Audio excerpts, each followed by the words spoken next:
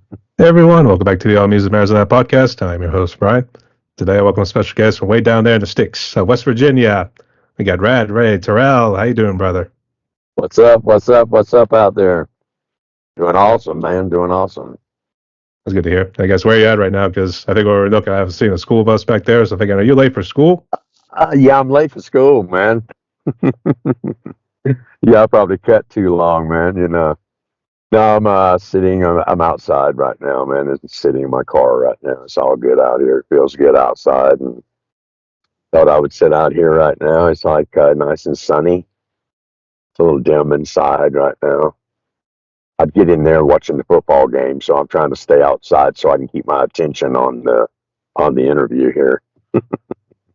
Yeah, can't get distracted with all those boys throwing the ball all over the Uh, place. uh, The big skin action. yeah, yeah, right. Well, right now is high time. Right now, it's like in the second quarter or third quarter right now. So, I guess which team you representing?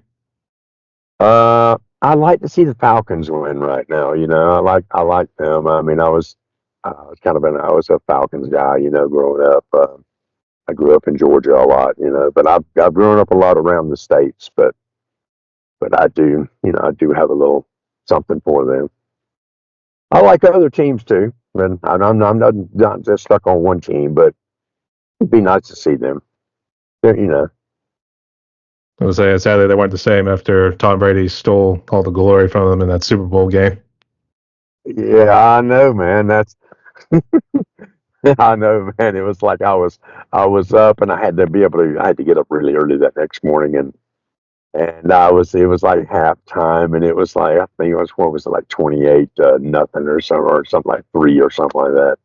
And I was like, I have got to lay down, and I didn't take it as that they was, this is over or nothing. And the other people that was there, they were like, "Oh man, don't worry about it, man. This game's over, man." And I said, oh, "Yeah, right." I said, "You don't know who they're playing right there." And they said, "Well, I thought Atlanta's your team." And I'm like, "Well, they are, because I'm up here in West Virginia, And I said they are, but you don't know who they're playing." I said, "Dude, that's the goat right there." I said, "You just wait and see. This is not over at all, by no means." I said, "I just got to lay down." I said, "We'll see what happens by in the morning." And I woke up in the morning, it was like a whole different story, man. They had done lost their ass, man. That was just messed up, man.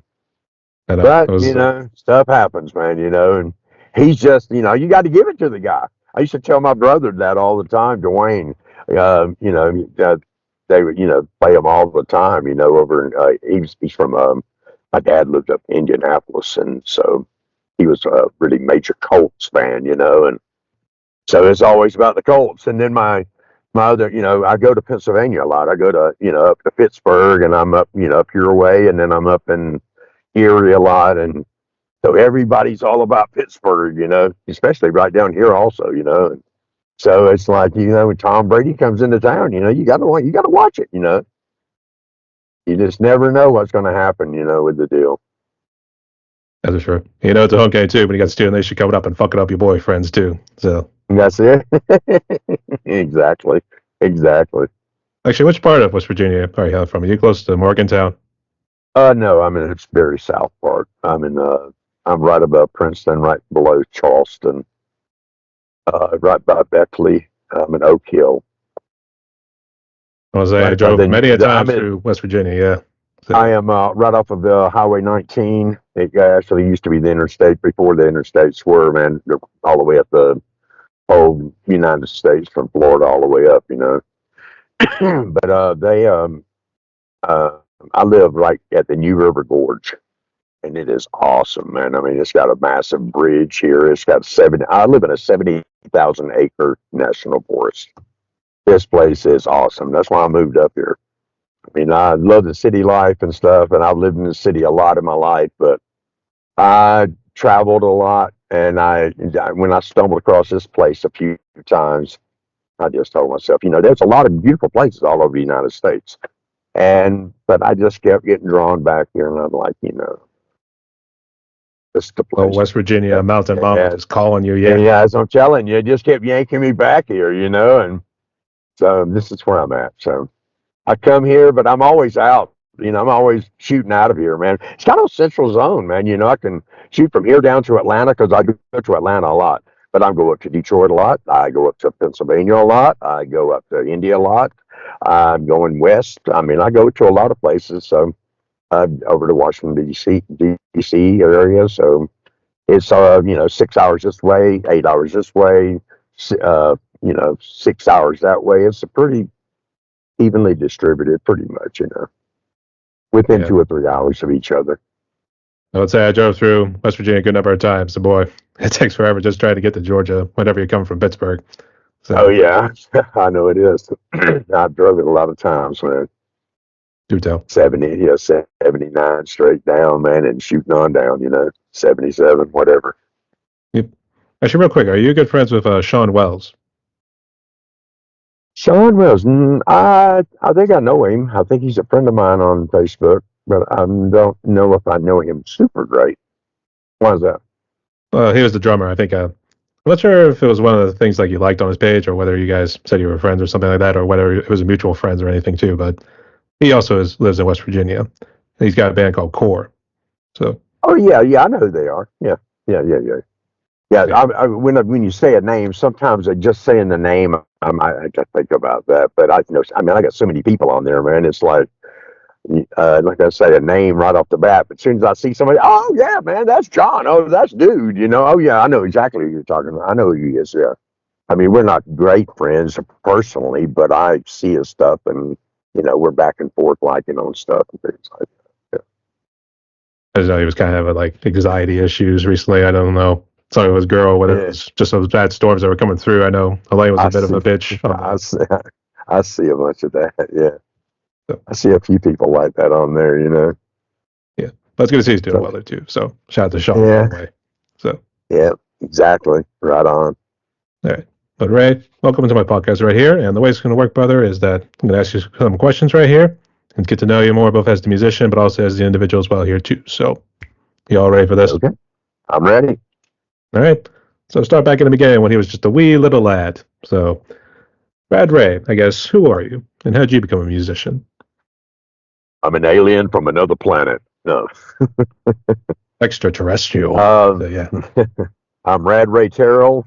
I am the vocalist and bass player for the band MXC American. I I was born in Louisville, Kentucky. My family moved around a little bit, back in the day. My mom was from Georgia, and because my dad back in the day, and then they moved around the Midwest, and then my mom ended up they split up. My mom moved back down to Georgia with us, and I lived in Macon, Georgia area. And she remarried, and I was raised around the Macon, Georgia area where Capricorn was. So I was raised around the Allman Brothers, Marshall Tucker, Wet Willie, Otis Redding, Little Richard, all the different bands and stuff a lot of great bands. So you were always around a lot of good musicians and stuff. And I was in a children's home when I was like in my teens and stuff. So it's called Georgia Industrial Home. And they were like supply house parents, Allman Brothers were, because my house parent was actually the Allman Brothers lawyer, Rick Cook. So you saw these people a lot, and I took like some chorus and stuff like that in school, and sang a little bit here and there. But I didn't know if that was going to be my direction or anything like that. But like I said, there was so many great musicians around. You didn't know which way you was going to really go, because there was always somebody great over here. But I was always interested in music. So as time went on, I eventually got out of school. I went into service. I went in the Navy. I spent a few years in there. Went overseas. I went to Hawaii for like over 2 years. I was on the USS Ashtabula, AO-51s. It was a oiler. And then I was on the USS Kawishiri, AO-146, which is an oiler there. Man, I met so many killer people there, man, and a lot of people that were guitar players and different musicians, and from all parts of the United States and different parts of the world. So you're learning to play with different people. So I had started playing guitar, a little before that, and somebody see you with a guitar, hey, you play, so you'd end up starting, play a little bit with this person, a little bit with this person. So you're picking up different styles and stuff. Well, I got on the USS Gray when I ended up going to Seattle, San Diego after I got back from the Orient on Westpac. I ended up starting a band, and actually, a guy named Pat Kozad, his dad, used to play with Marty Robbins for a lot of years, and we started the band and had that band, and then I eventually from that band. I ended up getting on a ship's band, and which I thought would have never happened because usually it's lifers and stuff like that. It's on a band like that, and you never figured you'd ever be in something like that because I was more of a renegade anyway. I wasn't thinking about I'm going to be in some kind of band like that. Well, just so happened when guy gets out of the service and there's an opening, and same thing happened with the drummer who's in our band. He got in there also, and so I get to where I'm about playing and stuff a lot, and I picked up a lot of good styles and stuff when I was in the service. I got out of the service and I went to Indianapolis. I had met my dad when I was in the service. Not in this service, but during the time I was in the service, and didn't know him. So I went back Midwest, got in a couple of bands, went to college a little bit, went back out to Seattle where I had been stationed for a bit, where we were getting overhauled when I was on the West Coast there in that band I told you I'd started. And I stayed out there for about a year and a half, and I managed a band, ran lights for some bands, and played with some guys. And then that's where I kind of picked up the bass.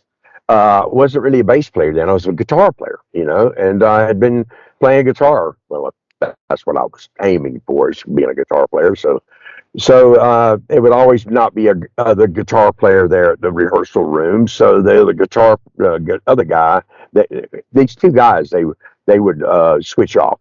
One would play bass on half the set, one set, one would play guitar. You know what I mean? So they would switch off on different sets. So when the other guy wasn't there, shoot, after it didn't take but a few times, me hearing it, I'm pretty good at picking up stuff. I can mimic the parts, so I'd jump up there and I'd play the parts. And so me doing that, when I ended up coming back to Georgia, um, a little while later, my brother had seen an ad in the paper for some band looking for a bass player. Well, I go to the audition with a guitar, and it's kind of funny. I go to the thing with a guitar, and they go, "We're looking for a bass player." Well, I'm like, I can play bass, and we talked for a little bit, and I tell them I got a bass. So I went down and bought a bass at a pawn shop, and that day, and I had to go get an amp, so I had to hitchhike to Indiana from Georgia. I had a bunch of equipment up there from a band I had been in. I hitchhiked back with that equipment.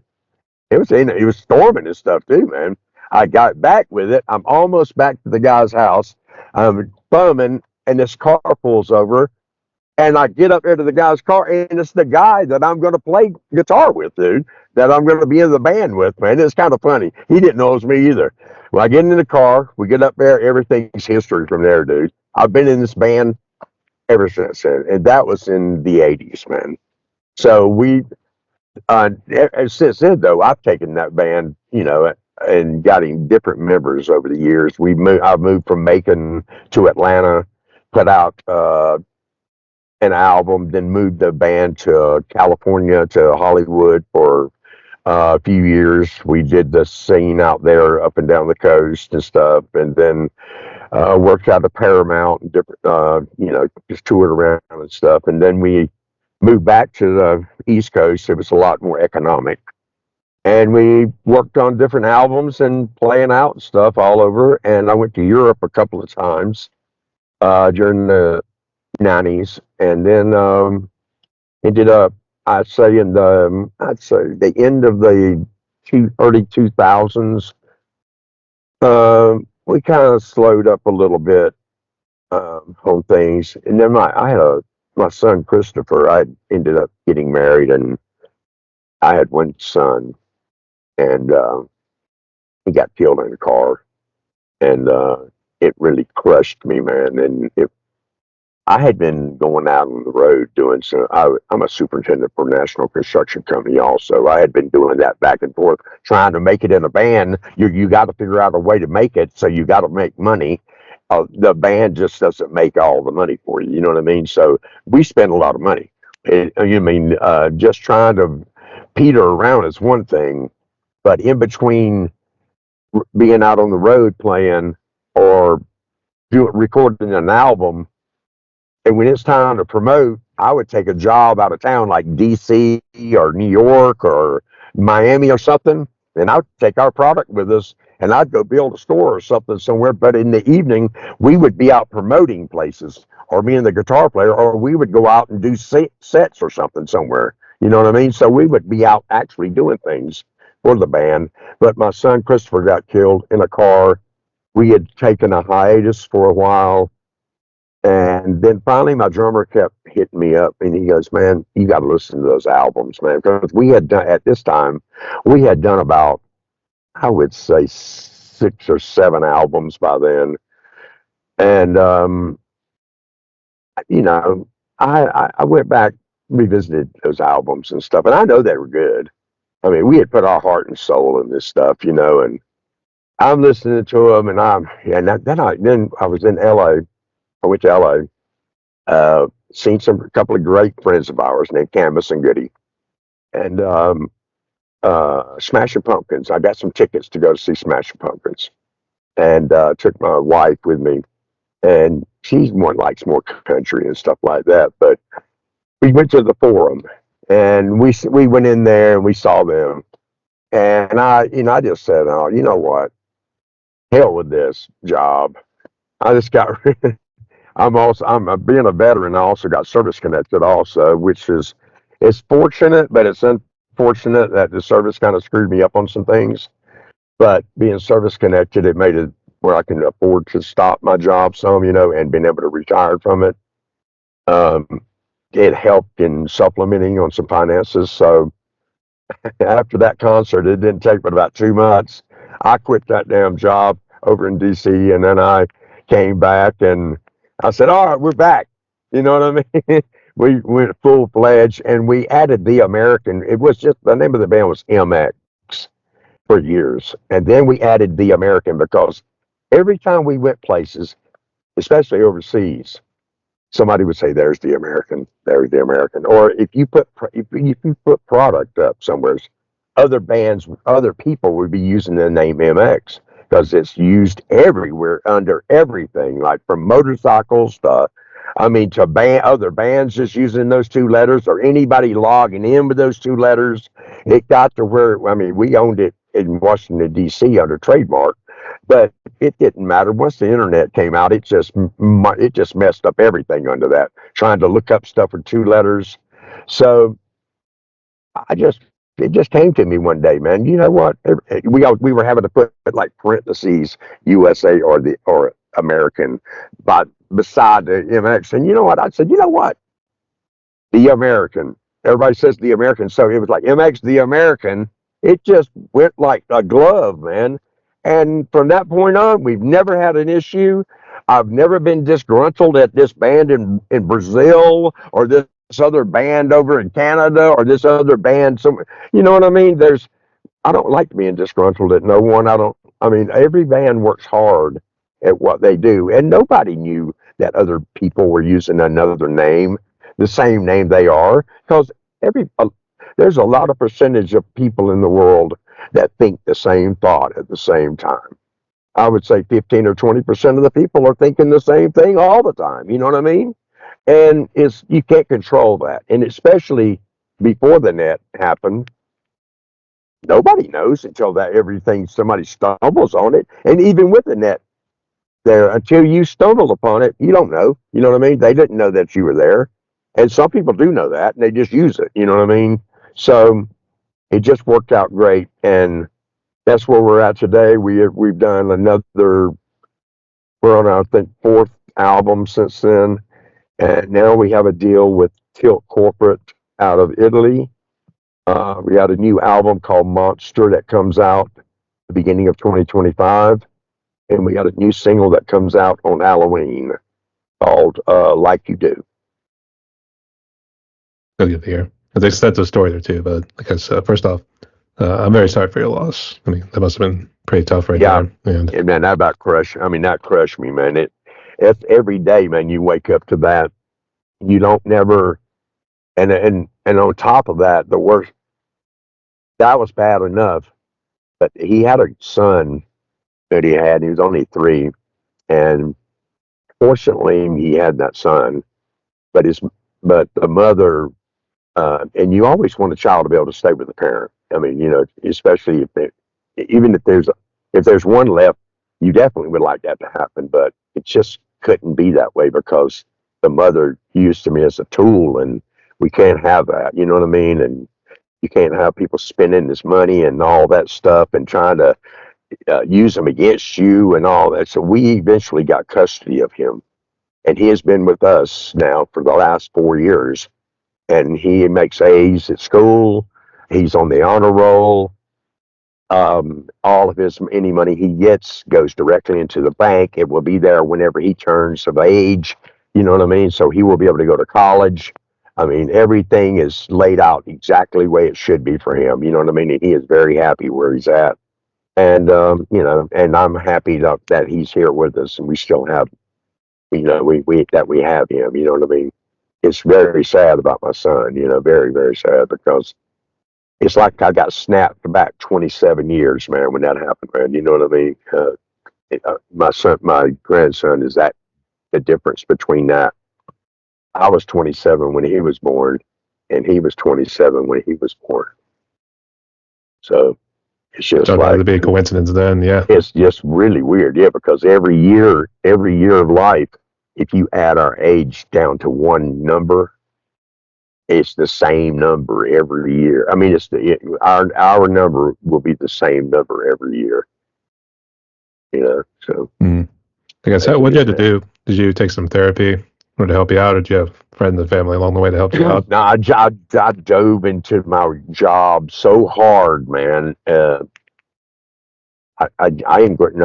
I engrossed myself into my job, and the therapy I did was writing songs, writing more, writing, just writing. And I got to a point though where in my writing, I just kind of felt like, man, I don't want to mush everybody out with stuff. You know what I mean?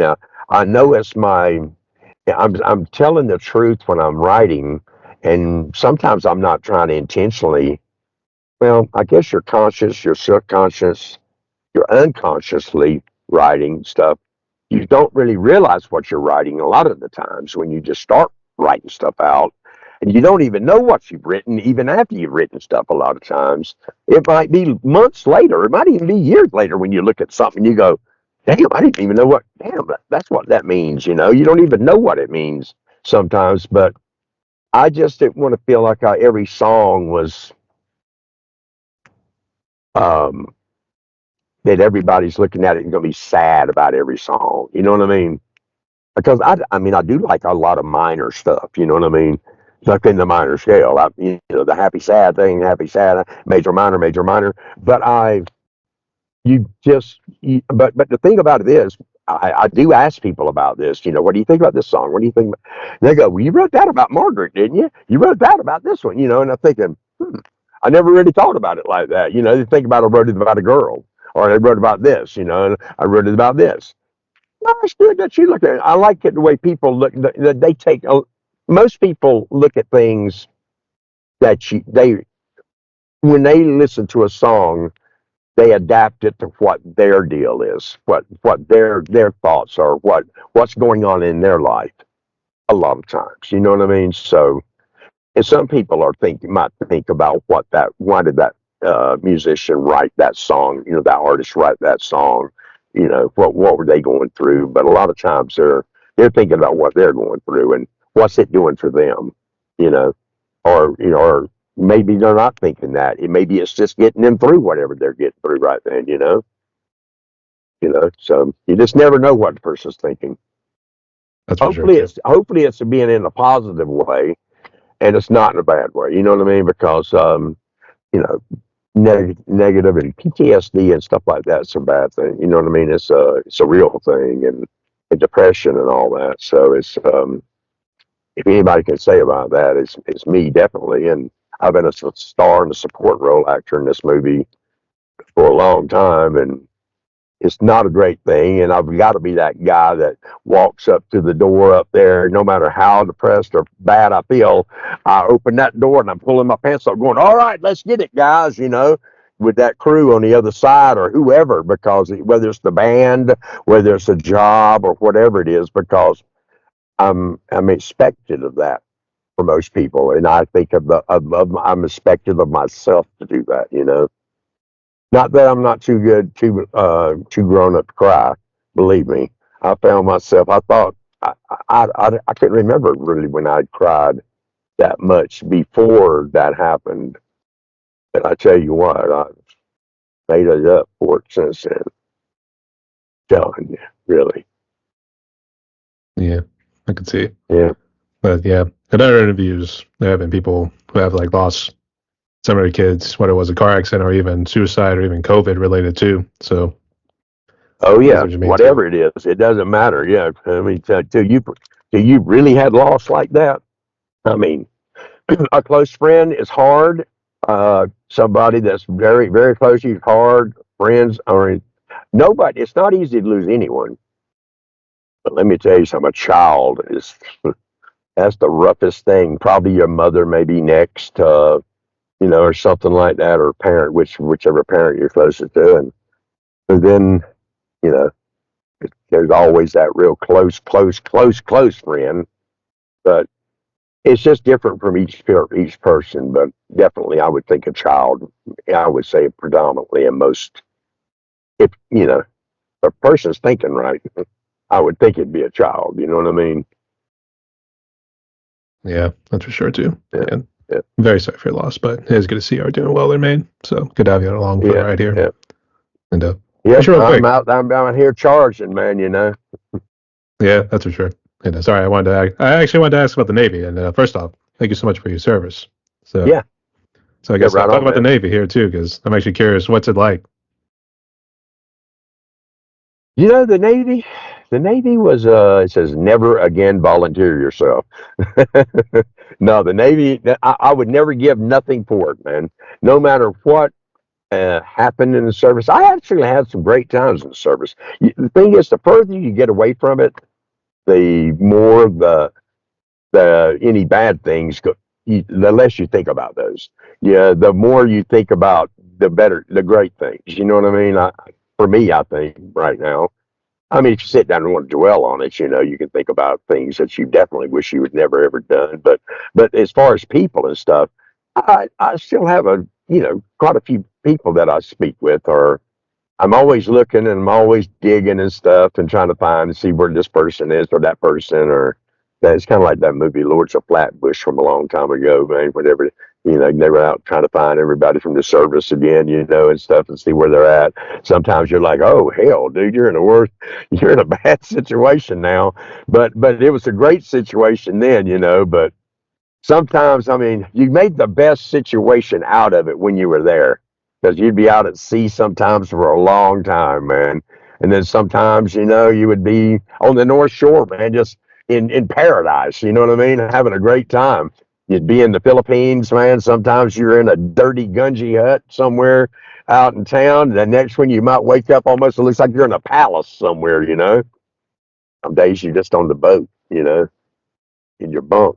So, or you're just on the 4 to 8 watch or something. You just never know. So there's some good things, man. I think it gives you a sense of direction, gives you a little sense of, if you allow it, it gives you some um, gives you some kind of a schedule.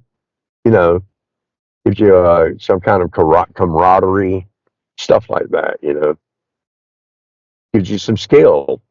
If you get in there, because a lot of people get in there and they just hate it, man. They just don't want to do anything, man. When I guess that's any kind of job, but the best thing to do is just get in there and do the best you can when you're in there. Try to just do all your stuff, get all your courses done. Just go forward. I mean, not try to be a kiss ass or nothing, but just do the best and just get all your stuff and, be the best you can do at it and everything because it's just going to be smoother for you when you do it. So don't be Learn a the teacher's best that pet. you Yeah. can. So yeah. Yeah. Today it's a whole different animal than it used to be. Today you can quit. You can get right out of there. You can get a bonus and then leave.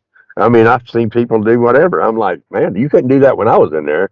You can even jump out. I'm telling you, man, people jump out of a building then back then. You couldn't get out, and your arm broke and your leg broke, man. They'd patch you up, and you're still there, man. There wasn't none of that. So you might as well make. You had to make the best out of it. Just go on and keep doing what you're doing. You signed the line. Do your thing. So, I just think, I don't know. To me, I just think everybody should do a stint, do your thing. I don't believe in going in. We got to run over to another country to blow it up and all that stuff like that. I'm not into all that. But I think that, the actual having some sort of some kind of protection for our population and stuff like that. Yes, we do need that. You know what I mean? We need stuff like that. But I'm not saying I'm for, definitely not for a lot of all the things that I see on TV and stuff like that that's being used for. But that's Sadly, yeah. another thing. That's another story, though. That's not for me to decide. I do have a new song on this album uh, coming up here. It's called Soldier. And dude, it's badass. It's kind of like a combination of Hendrix, Star Spangled Banner versus uh, kind of uh, kind of versus David Bowie-ish, uh, Major Tom. It doesn't sound like either one of those, but I mean it does have a little of the Hendrixy sound, but it's a totally different thing. But it's about going into the military, and it talks about every faction of the service in this thing, in this song, man. It's a trippy song. It's got a but it's definitely got a whole Pink Floyd type um, feel throughout the whole song. I mean, it's really good. I'll have to let you. You'll have to listen to it. It's definitely layered, and but it's the mix is awesome on it. Actually, the guy that mixed the album, T.J. Elias, he did the storm of he did the Mastodon. He worked with Brendan O'Brien for a long time, for like 8 years, and then he did like the Mastodon album, Emperor of Sand album, which did really really good at the deal. So this guy's just really really on top of his game. He's done a lot of stuff. He's done an awesome job on this. So I'll have to send it to you and let you check it out and see what you think. That would be nice. Be a judge for yourself. Actually, is this the one that's coming out on Halloween, or what's the one coming out on Halloween? No. This will be coming out right after the beginning of the year. Okay, just want to make sure. All right. Yeah, it would be nice. I'm actually trying to put together a nice little playlist and close out the year here too. So maybe we can add that to it for my grip show. Got to get out to people. Exactly. So yeah. So sounds good. Exactly. So, but once again, thank you so much again for your service there too. It really does mean a lot. No problem. My pleasure, man. No worries. We salute you. We'll Aye, aye, Captain. There you go. I would say it almost probably would make. Actually, I was gonna say I almost gave you like the pirate life in a way. We think about plundered everywhere. Well, Shiver Yeah, Big we had a Tempers, that's our blast, deal. man. So yeah. Yeah. Yeah. Actually, getting into the band too. I guess who came up with MX? I guess what does it stand for? Because I thought that was like Mexico's initials at first. Yeah, Mexico the American. Yeah, Mexico. It is Mexico's initials. Also, it's another thing like that. MX was just a short name. It's binary. It's military. M is 1,000. X is 10 in Roman numerals. Uh, it was something that we were trying to come up with a name when we did for something that somebody, whenever they heard the name and you were out playing, they could remember it the next morning after being drunk. That's what we were looking for, something short, like just like the band U2. Whenever the next day you can remember what was that band's name. A long name, nobody's going to remember that name. You know what I mean? So we're just trying to think of something short, sweet, and that had some kind of power in it. You know what I mean? So, and the thing was like the MX missile. So It's there's a lot everything and about adds the nothing at the same time. nuclear thing and all that stuff back in the day. So I mean, it's clever too, but that's I guess the American came later. So I mean, because like you were saying, people in Europe would be like, "Oh, there's the American right there." So yeah, there's the American. There's the American. They'll be whispering in the club. There's the American. There's the American. When you're walking by, you're like, who the hell are they talking about? They're talking about you, dude. You know, I about have my me. buddies with me and stuff. They're talking about you, man. I was gonna say, A let's lot not of turn it into a places, taxi. you think, damn, the American. You're like the American. Yeah, I've met an American before. Said, I don't like Americans. They're like, what do you mean you don't like Americans? Yeah. What do you know about Americans? That's what this one guy says. And I'm like, what do you know about Americans? He goes, well, we met one before. And I'm like, you met one before? You didn't meet me though. I'm thinking, the hell are you talking? I was in Finland one time, and but most everybody, I mean, everybody's really friendly, man. For the most part, man. I've had some great friends, man. We used to have a drummer, man, from Finland, and I spent some time over there, and we had a blast, man, over there. So then I went to Germany, went to Belgium, England, Scotland. Had some great times over in Europe and stuff. I've met a lot of great people. Went to a lot of festivals and stuff. It's just a great time, man. It's like a party, that's for sure. Well, I guess did you go to Germany during They Oktoberfest? definitely party, man. Some bites and beer. I was gonna say, did you go to Germany during Oktoberfest? Oh yeah, oh yeah. I was like, that must have been killer too, because October, definitely Oktoberfest, because that's all of, man. Oktoberfest don't hardly end, but it's definitely in the end of August all the way up till the beginning of November. Oktoberfest doesn't end there hardly. It's all of September and all of October, definitely. I would say, yeah, the Germans are the happy drunks, and you get the English, Irish, and Yeah, Scots are the fighting ones, and then the yeah, Russians are the depressed ones. So yeah, yeah. Give me some vodka. well, vodka deal. Yeah, Beer would be nice, although vodka would be better. exactly. So yeah, Yes. just real quick for the Even that audience, Smirnoff. that's Smirnoff too. Yeah, Yeah, actually, no, that's one of the English ones. That's yeah, what my dad mixes with his gin all the time. Yeah. So, but yeah. I was going to ask, can you just tell us who the current lineup is for MX, the American? The lineup is Melvin Melly D. Davis. He is one of the vocalists in the band. Myself is a vocalist and bass player in the band. Ray Godman is a guitarist in the band. David Duncan is a guitarist in the band. And Detlef Von Calvin is drummer in the band. So that's We quite an extensive also lineup. have sometimes Richard James Dobbs. He's been in the band and done different work with us. And on this album, he's done some work with us on this album. He's done some stuff on different albums with us also. He was in the band for over the last years and stuff. He stayed out in California when we left California, but when we are around each other, he always sits in with us and stuff on things. That's pretty cool. And just real quick, who would you consider has really been a big influence? Because it seems like you jump between guitar and bass as well as vocals here too. So I guess who really influenced you? My influence, I say, first and foremost, Jimi Hendrix probably. That'd be my number one. But then, dude, there is a lot of them, man. I tell you, man, there's a bunch of killer ones, man. I mean, even like more modern. I mean, I like shoot.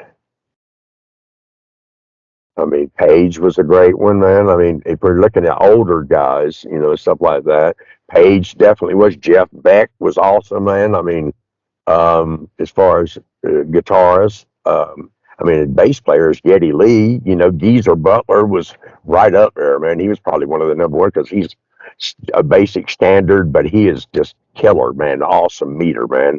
I mean, hell, Flea is killer, bass player, man. I love him, man. The guitar player for John from Chili Peppers also, he is a smoking ass damn guitar player, dude. I like hell, I like um uh Billy Corgan's playing, man. I mean, I like the way his playing is, the way he does his playing on with the Pumpkins and stuff.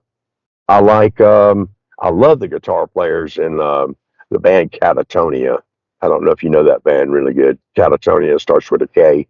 They have some killer man stuff, man. I like that band probably as far as an overall album band.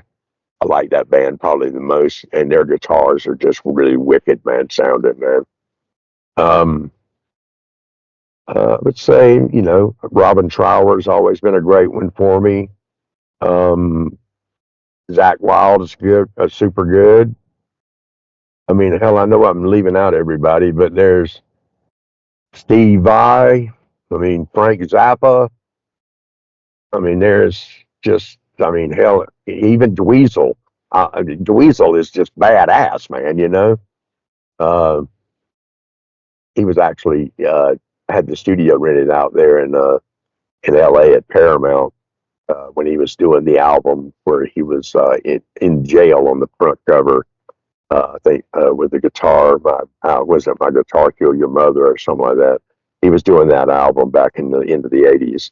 He had it booked for like 24 hours in Studio C, but our engineer Ken that was doing the album, he would let us in at nighttime, man, to record our album whenever they weren't there. It was kind of cool. But as far as guitar players, I mean, that's a handful of them right there. I mean, I could go on forever, probably. Slayer, I mean, King, he's awesome. I mean, there's so many awesome ones, man. I would say I think it was better when Jeff Hanneman was around here too. I thought Jeff always brought Oh yeah, carries Jeff. There you creativity. go, Jeff Hanneman. Jeff Hanneman. See, that's what I'm saying. I know I'm leaving out people. Jeff Hanneman's just like he's like one of the kingpins. He's one of the root guitar players. Metal guitar players right there. Yeah, That's for sure. there's just some awesome ones. Even more, like I say, and even more modern bands, man. The guitar player, I love the guitar player for Rage Against the Machine. I mean, he is just awesome as hell, man. Just different kind of style, and stuff. I like different. Is what I like. I mean, people that can just run scales and all that. That's great, but I like people that play and makes your damn head turn. Just like I said, when people say they listen to all styles of music, I do too, but I listen to songs. I pick it out more in songs because there's a there's a lot of rap songs. I mean, there's all of them ain't good. There's metal songs, all of them aren't good. There's some that are phenomenal of every different genre. You know what I mean? So that's what I look for. I'm digging around for. I'm digging around for that gem. That one. I mean, I give everybody their dips and stuff for what they do. And if I can help on anything, I do. But you know, you know, but I'm looking for that great song. That one and I really love that one that just slaps me upside the head it's the one I'm least expecting. Like I'll be on there sometimes online and I'll go and I'll even pass up a little video or something. It doesn't really stand out. It kind of a little small post of it, and you don't think it, and you might pass it a couple of times and I'll go, oh, I wonder what that is. And I just tap on it and all of a sudden, wham, and that thing just hits me and I'm like, holy man. Next thing I know, I can't even stop sending it to people, man. I mean, sharing it, man.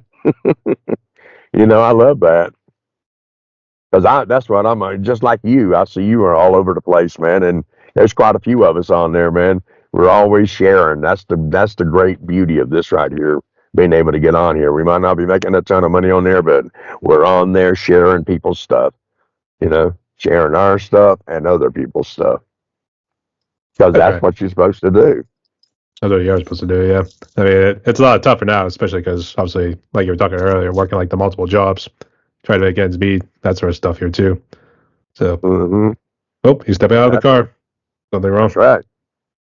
Stepping Nothing's out to the wrong with Holy that. Land. So there we go. Yeah, I'm just walking around here, man, while I'm talking, man. Heck, man. Ain't nothing wrong with that. All right. those are great choices there too. In fact, actually, it's Tom Morello. That's the guitar player for Rage Against the Tom Machine. Morello, yeah, Tom Morello. I get brain farts when I get to talking, man. I get my mind gets to rolling faster than what I can spit it out of my mouth, man. And you know, your mouth's the stupidest thing on your body in the first place. Where it secondly speaks your mind, that whole deal. So yeah, I can understand. So fair enough. Yeah. But it's good to stretch your legs every now and again there too, because we did actually tell a good story right there too. So there was a lot shared. So, Mm-hmm. but we had to get into the hard topic of COVID right here too. So I guess how bad was COVID for you personally, and then music wise?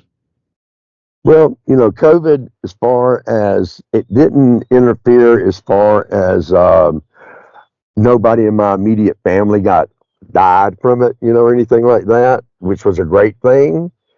But as far as COVID didn't, it really didn't interfere with me as far as, I mean, we were actually prepared, man, well, I had lots of recorded music and stuff. That's actually whenever I just left, went along right before, well, actually, about a couple of years before that, I had already just started recording a lot more music and stuff. I had a lot of things fucking already in the can. And when COVID happened, man, I wasn't afraid to get in my car, man, and just drive from here down to Atlanta and you sneak to the studio and stuff like that, man. So that's what I did, man. I just went to the studio and everything that I already had going out, or even if I was working on brand new stuff, man, I'd shoot down and get stuff done. And I was putting that, and in the meantime, already had all the stuff I already had done. I was already sending that out CD Baby or wherever I was getting stuff printed, and I was getting that stuff shipped back to me and stuff. So I was already putting out some product during that time, and then recording new stuff during that time at the same time. Whenever other people were saying they couldn't do anything, I was like, shit, I don't know why you can't. I mean, it's like can't never could do anything, and if it could, it'd just complain. I mean, it's like I don't know. I don't know what the deal is. You know, it's like I guess the only reason to me, I don't know, unless you're in some kind of a different situation or something, or precarious situation where you can't. I mean, you should be able to, you know. I would think. I don't know. But other than that, yeah, we put out like one, two albums during that time, and I think the MX we put out I re-released the earlier albums from MX under MX the American during that time, and I put out the MX the American's debut album during that time, and I put out the 10,000 Elephants album during that time, and then we recorded the Appalachia Voodoo Factory album during that time. Plus, we filmed Coming Home video during that time, the Mountain video during that time. Shoot, we did a lot of stuff during that time, man. Thinking about it, that would be, I would say, from this was really from the beginning of 19 to the end of 20. The end of 20, I would say, probably. Yeah, right there. Yeah, all that was done then. And then we started working right then, immediately at the end of 20. We were already working on Kingdom of the Winter Clouds album then. So So you keep yeah, yourself busy. So yeah, that's good. dude, I'm always zooming back and forth, man, to the studio doing something, man. I drive a long way. I go a long way for what we do. I mean, everybody's like, why don't you just go to the studio where you're at there? And I'm like, I just like going I mean, I know where everything is in Atlanta. I know where everything is here, or either up in India or Pittsburgh or something like that. But my drummer's down there. My other guys are there. I just know some different studios. I'm already hooked into places, and it just worked out perfect. And my one engineer, Hugh Harrer, he's also the sound guy for the show Family Feud and Divorce Court. He does that. He's the main sound guy for those shows also. So he's in Atlanta, and he works out of the Tyler Perry Studios doing that right there. So I go down there in between when he's doing that, and we are at his house recording. like divorce court. Almost sounded like it was Judge Judy at first. Yeah, yeah, Judge Booty. Yeah, yeah, Judge Judy, yeah, Judge Judy. yeah. That's I funny just to say it. You have was to gonna say I put think the that was a weird Sunday owl. at We time right always there, but yeah, put the weird owl on it, man. I mean yeah. So I can see why. But Yeah. it's good to see you. Water. You and the family were safe, and also kept yourself busy there too. So it was pretty much more of a blessing in disguise. So Mm-hmm. I guess did you get real sick with COVID at any point? I guess you and your bandmates all okay.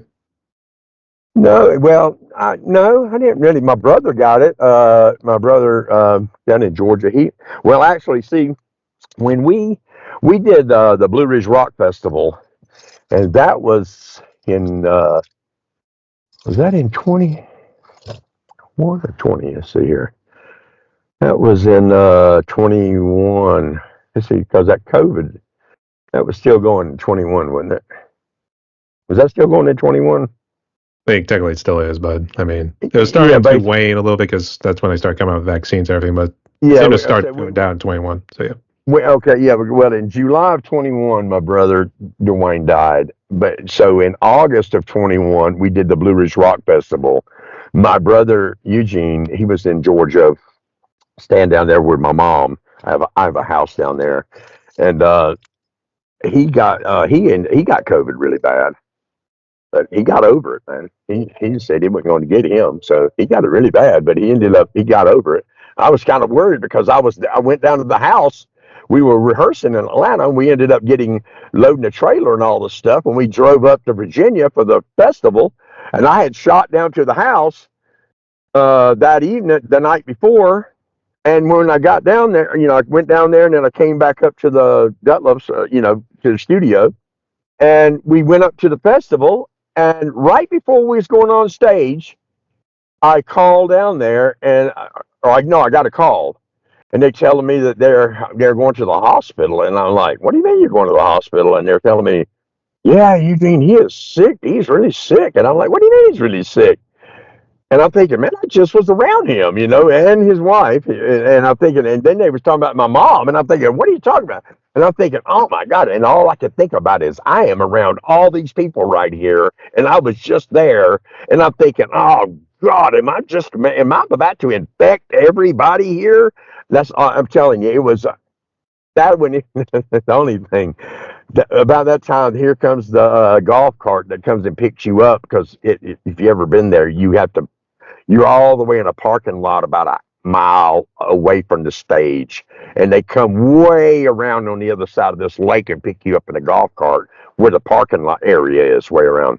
And when the guy comes around there to pick us up, he gunned the golf cart, and my other guitar player had my door open over there on my truck.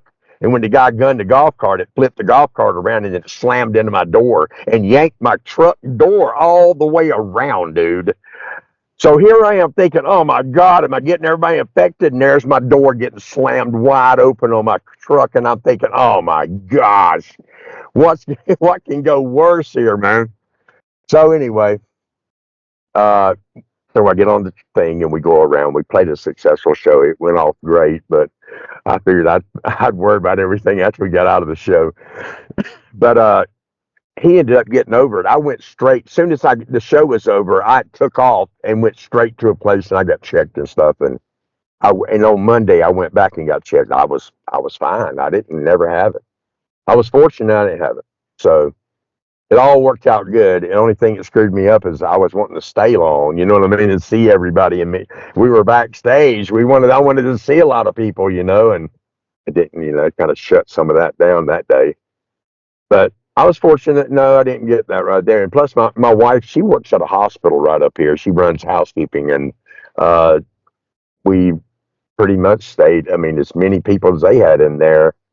I don't know. She stays. She has to wear all those masks and all the dress down every day, or with all the dress stuff you got to do, and the cleanliness and all the stuff that they do. And she keeps all that kind of stuff here too, and keeps everything as spick and span.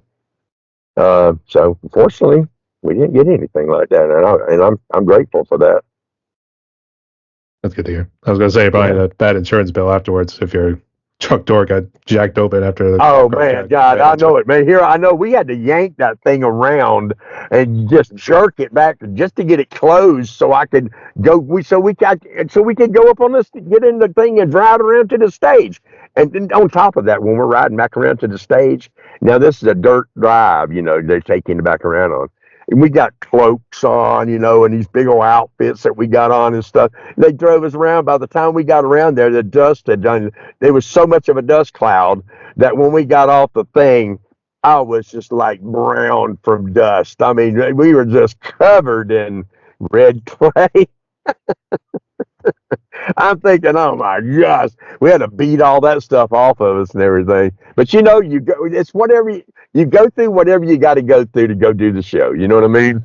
Because as soon as they said, "Come on, it's you guys' turn," and you ran up that back ramp, and as soon as you went crested that little hill, and there was thousands of people out there, you were like superhuman at that moment, man. It was nothing like it. It was just like it didn't matter. You could float almost. You know what I mean? I'm telling you, it was that incredible. Sabaton was playing. They just finished playing, and it was phenomenal. Rob Zombie Sabaton. was playing. Yeah, Rob Zombie's playing over here. I mean, uh, um, um, dude, that day, let's see, who is it? I think Rob Zombie was playing. Sabaton. Breaking Benjamin. I mean, there was so many people that day. I got the poster on it. It was just loaded with bands that day, man. And we're playing right in. We're in the thick of them all, dude. Playing. It was just awesome. So it didn't matter.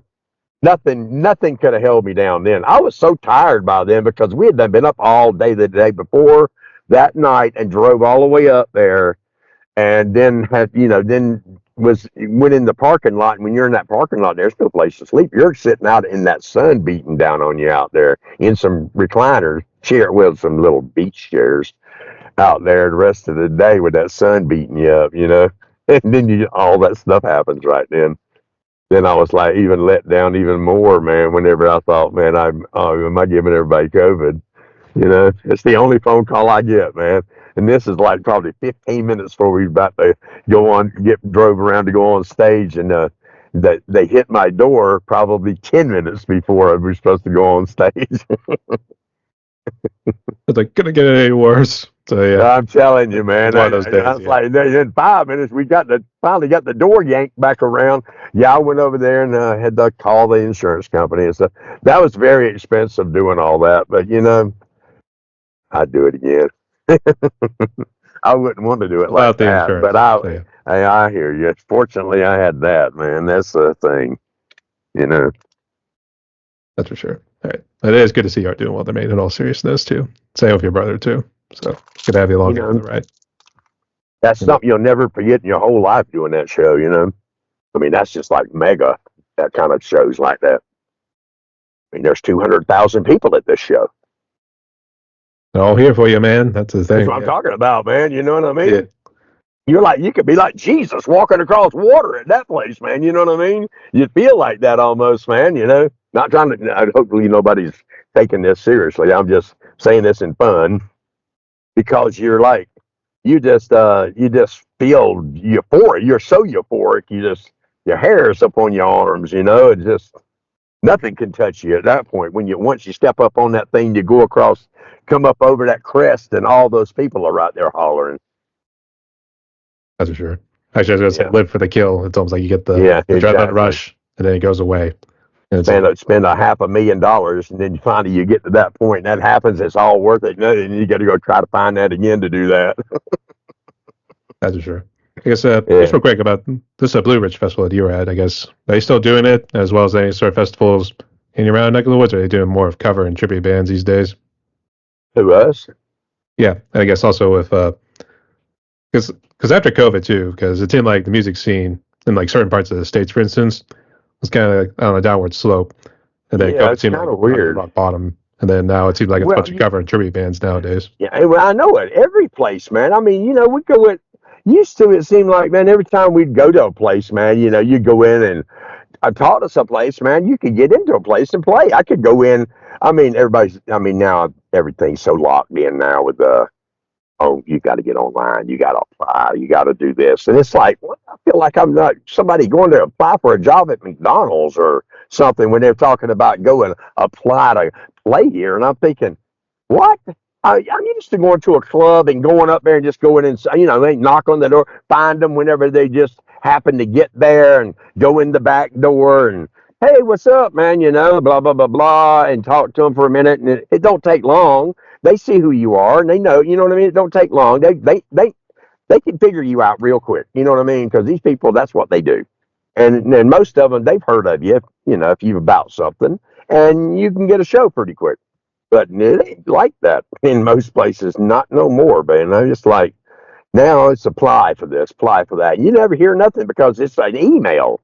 And probably they may be getting droves of these things. And it's like, I don't know who answers them or if anybody answers some of them. I mean, they may answer them when they need something. I don't know. You know what I mean? It's like a lot of people, when I know a lot of people, when I tell them I send them something, I get thousands of emails. You should have told me you sent it. Now I got to go back and find it. And they're direct, they're digging through their email. And I'm thinking, damn, how many emails you getting, And then they finally find your thing in there. And then I'm like, hey, don't worry about that. I'll just sit. Now you know what? I'm sending it to you right now. But things are just so different now, man. It's completely different. But yes, tribute bands, cover bands, more tribute bands. That's what I've been hearing. I'm not saying that there isn't a lot of cover. There's a lot of, it's all cover anyway. But you used to hear more back in the day. It was cover bands, or you'd hear a little bit of original. But now it's tribute, tribute, tribute, tribute, tribute, tribute. Every club is booking tribute bands. I mean, if that must be everybody wants to be somebody else, and I don't know. I ain't got nothing against that right there. If that right there helps you get yourself off the ground and gets you going and gets you to where you can play your own music and you can work yourself out of that, you know what I mean? It's no different than a girl dancing in a club. She goes to do that right there and she wants to do it. She says she's going to do it because she can try to get to go to make enough money to go to school or something or whatever. You know what I mean? If you work yourself or whatever job it is, you're going to work at this job and try to do it till you can get something established somewhere else at a better thing. That's great. You know what I mean? If you can do that, great. But a lot of times that's not the ticket. You're just doing that. But once it's over, it's over. You have nothing to show for that. And that's it. You know what I mean? Maybe that you've learned them songs and you could look like this dude if you put on all this stuff. You know what I mean? And I'm not saying that's the only thing you get out of it, but I don't know. It's just not for me really to try to. I don't want to be Axl Rose. I don't want to be. You know what I mean? I'm not saying I'm trying to be him, but you know what I mean. I don't want to be someone. Just be someone else. I don't mind playing another song. I've played plenty of cover songs in my life, but if I do a cover song, I want to make that cover song do that cover song justice by making it our song. But even though I know it's their song, I'm not going to say I'm going to do it better than the original because without the original, because I hear that from bands all the time. Oh man, they did it better than the original. No, I don't give a shit. That band, if without the original, you wouldn't have a song to do. So no matter what the deal is and what it sounded like originally, they did a great rendition of it. You know what I mean? But uh, I don't know. It's just tribute bands. I mean, every once in a while there is a great band that is a good tribute band. There used to be a band called Truth of America, man, a long time ago. I don't know if you've ever heard of them, but they used to do different covers of bands, and they would do the part and act the parts out theatrically, and they were so fucking awesome back in the years and years ago. But there are a few of them that's out super, super good, but I don't know. It's just it to me, it's just watered down the clubs and it's messed it up for any bands to try to get out there to play another club because to try to play your own music where that's all people want to hear. They just want to hear them 20 songs that they hear on a major radio station. You know, you hear a regular radio station, they play them whatever amount of songs and they replay them and they replay them and they replay them. The major label owns them or whatever it is, and it's like Those songs are great. Yes, they are. I don't have a problem with it. But there are more songs, and there are other bands out there. There you can put more stuff on there than just that. I think there's a lot more room for that. And it wouldn't. I don't think it hurts you advertisers really. I think it would help more things. It would probably help and maybe bring more money in because you never know what some of those people, maybe they don't have a lot of advertising money at the moment, but maybe they would have if you gave them a shot on the radio and their stuff jumped out there because they would be other people coming in to put money into them, You just never know. But yes, it's killed the scene a lot. Sadly, yes. I would say you guys have been out since the '80s or two, so I guess you guys never got any radio play or anything like that. And we get a lot of radio airplay. Yeah, that's We're cool. on the radio constantly, man. I mean, we're not been on a ton of FM as far as, well, I mean, over the years it's been a lot. I mean, hell, there'd be some wheelbarrow fulls of it. But I mean, I would say the last 20 years we've gotten a lot of damn radio airplay. But a lot of it now is the internet. I mean, there's FM stations. I mean, right now we have Curtain Call that's promoting the hell out of us. Promotions. We have two or three different ones. Our labels promoting us right now. I mean, we have we get a lot of radio airplay, man. But it just takes a hit to make that big money through your publishing and stuff. That's the whole thing. No matter what you get, you got to have you got to get 1,000 spins. You need that 1,000 spins a week going. You know what I mean on that station. I mean not on that one station, but you know what I mean. You got to get that one song spinning, man, 1,000 times a week, man.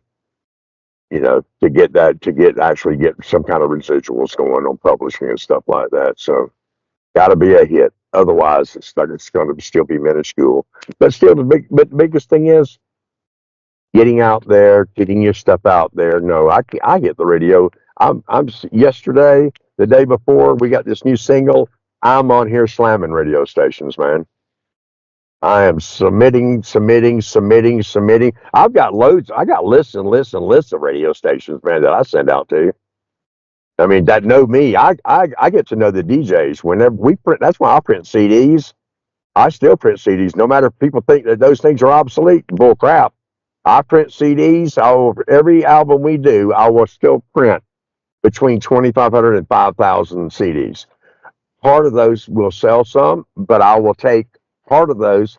And I have a lot of stations that I am friends with the DJs, and I make sure that that when I personalize to the, well, after a while, you've been in this business so long, you get to know DJs because they change a lot too. And some, you get on there and you get to know them after a while, and then I will send them a CD. And when I send them that CD, a lot of these DJs have their own collections, them CD collections, still, more than you imagine.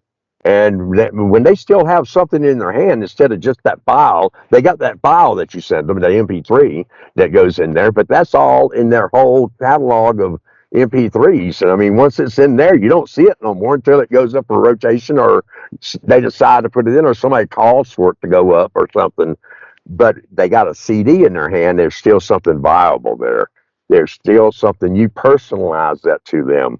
You know what I mean? They got that. You cared enough to mail them a CD. And I even sometimes I'll send more than one to different DJs, and they like. I sent one to a guy DJ in Seattle.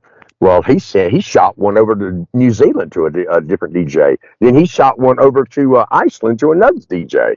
And it's like I might have never have known those guys. You know what I mean? But then next thing you know, I'm on radio over there, and I'm going on the radio over there. So it works out great. So that works good hand in hand. That's for sure. Which I had no idea, to be honest with you. So it's good to see you That's what reached we out. do, man. So yeah, Dude, I promote every way possible, man. Yes, more than you can ever imagine. Believe me, man. That's what I'm a promoting machine, dude. Just like I see you are. I didn't realize until we were talking that I so many things that I have liked on your stuff, and I see you, but I see you the show, but sometimes it's like walking in a store. You see things, but you don't completely see the edges of everything until you're talking. Yeah, and some, you know what I mean? Until it sometimes it just one thing happens, and you're just like, oh shit, that's that guy. Oh man, I can't even believe that, man. All this time, and it's like, wow, you know. I saw a couple of people in a couple of the shows that I was looking at that she'd done. And I was like, oh dude, that's a other dude, blah blah blah blah. I'm thinking, and then I was looking at Black Marine, and I was looking at different Tony Ross, and and then I was thinking, oh okay, that's okay. He plays blah blah blah blah. Okay.